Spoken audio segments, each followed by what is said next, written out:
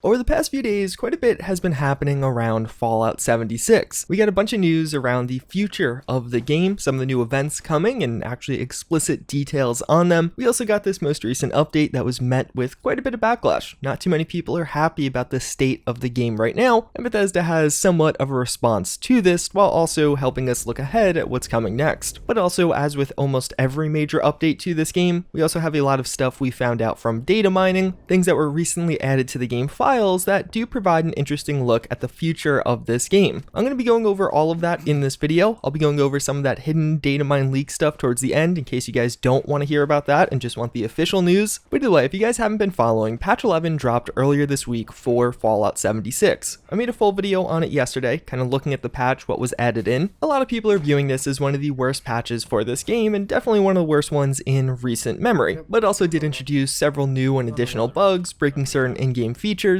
and some of the intended features or new additions just weren't all that well received. Fortunately, Bethesda yesterday did release a hotfix to address some of these. It definitely didn't cover everything, but things are at least a bit better, and in their most recent Inside the Vault article, they do talk a bit about this. In a section titled Looking Ahead After Patch 11, they talk a bit about the hotfix that just went live, but expand further on some of the other issues that weren't addressed in that hotfix, which actually is quite a few of the issues. As far as certain legendaries not actually dropping items, they actually go further to describe how some legendaries, when they have legendary in their title but no stars next to their name, aren't correctly labeled. Those aren't supposed to be labeled as a legendary enemy, and that's why they're not dropping an item. As I mentioned in a video yesterday, apparently from data mining it seems like that's not totally true, but again, this is coming straight from Bethesda, so hey, that's probably how it'll work at least in the future. They mention how that's one of the things they're hoping to address in a future fix, but they do mention some of the other issues that have been popping up following this update. So as apparently players losing power armor pieces, some of the events in the game are actually not completing correctly or not progressing in an appropriate manner. I didn't talk too much about this in my video yesterday, but it seems like a newer bug is like you'll do an event on a server and it'll just get stuck, so you can't actually progress or complete that event. And they also mentioned stability issues. As far as their actual response to all of this goes, it seems like this is more of an acknowledgement and identifying that yes, these are some of the existing problems and that they're going to be investigating, looking to some of the existing reports and trying to get them all fixed. We don't get explicit timelines. I imagine the ones that are named would be fixed sooner because they actually are currently aware of them, and towards the end they do encourage users to actually continue to post bug reports and feedback, as that's very important in this whole process. We've also seen many of the community managers and community team in general pretty proactive about this on some of the major forums, on the subreddit, responding to threads saying, hey, we're looking into this, or hopefully this will be addressed in a future patch. Even a bit further, I've heard from several people that did reach out to support about losing items, specifically power armor items in the transfer, that have gotten responses. Now whether these support responses are just a minor response or actually mean that you have a high likelihood of getting your items back is,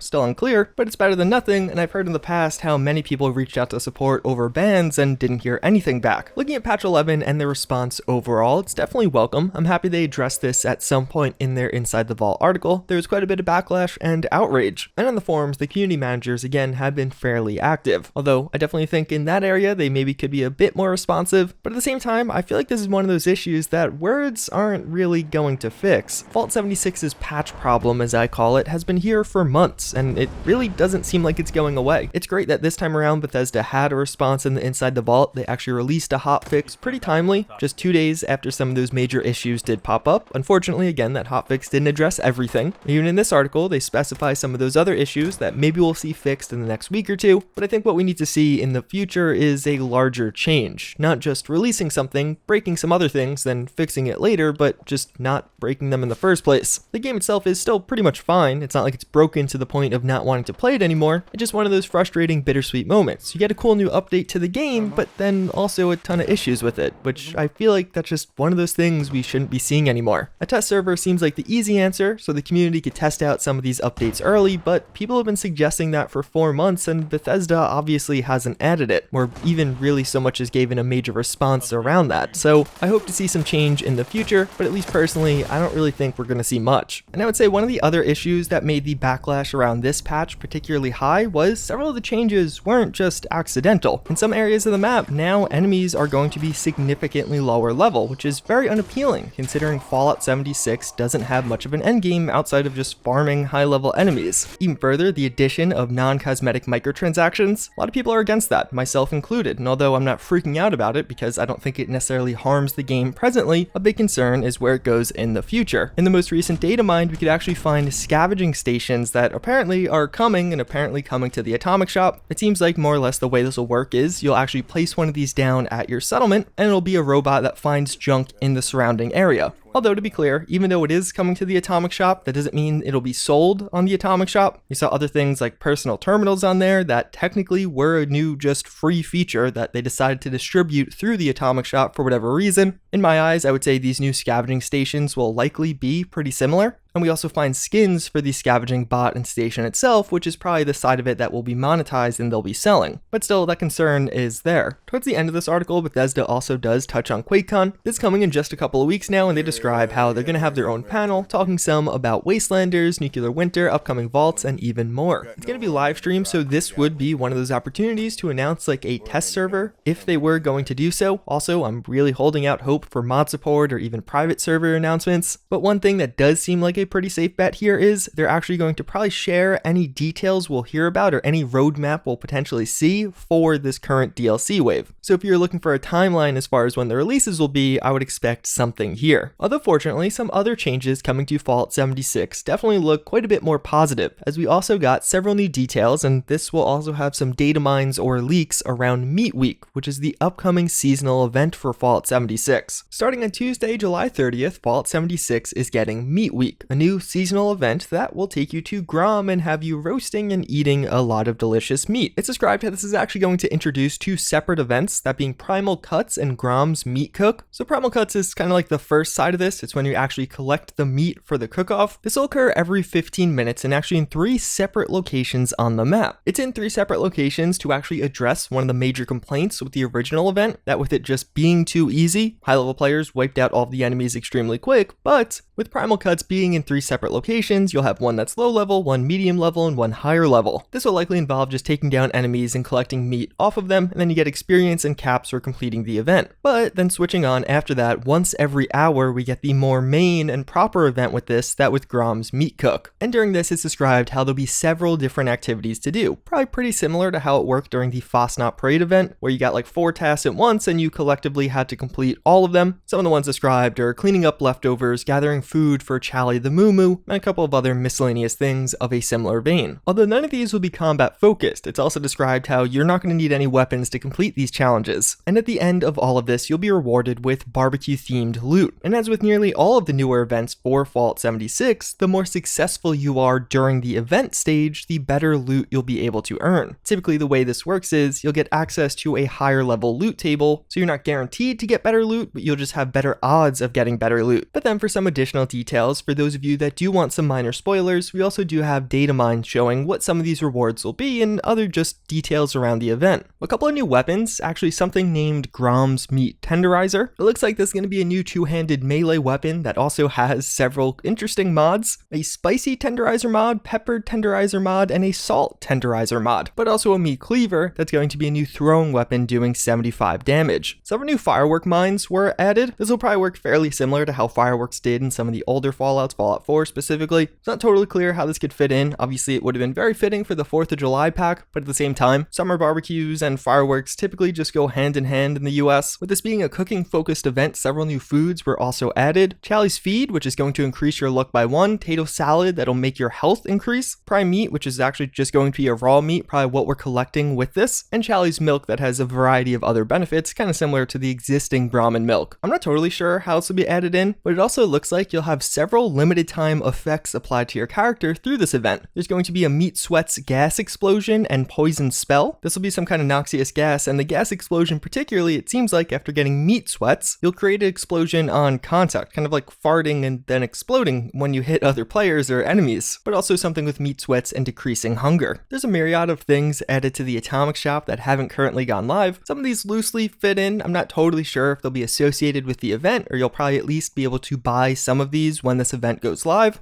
but just in general, I would take all of that with at least somewhat of a grain of salt. It's data mined, it's subject to change, and it could even be depreciated, old news that isn't actually getting added. Although, speaking from the past, many of these things and additions tend to be fairly accurate. This is probably a good idea of some of the rewards you can expect from this event, and hopefully we'll actually see a few more, because going off this list, there's honestly not a ton here. There's a good few rewards, kind of similar to past events, but one of the notable differences between this one and the past limited time event was the Fosnot Parade had rare masks that you could only unlock by playing the event, which made it special. Maybe there still is something coming with this. I think adding in aprons would be an awesome way to kind of incorporate something similar with this cooking focus, and of course having some of those aprons be particularly rare, so you see a lot of replayability with the event. But speaking generally, even though after reading about this event it doesn't sound the most fun to me, the reason I look forward to this kind of stuff is the community aspect. You go to this event, you play it on the map, and you see 10-20 other players there all at the same time, which is something you rarely see in this game. The task at hand was kind of secondary to the interactions you had along the way, and I am genuinely hopeful we see something similar this time around. But otherwise, that is a decent look at the future of Fallout 76. Over the next couple of weeks, a lot of big news is coming out. This new event, but also, of course, we're getting details around future DLC and content that I will definitely be covering. Until then though, as always again, I hope you enjoyed this video. Thank you for watching, and I hope to see you all next time. Later.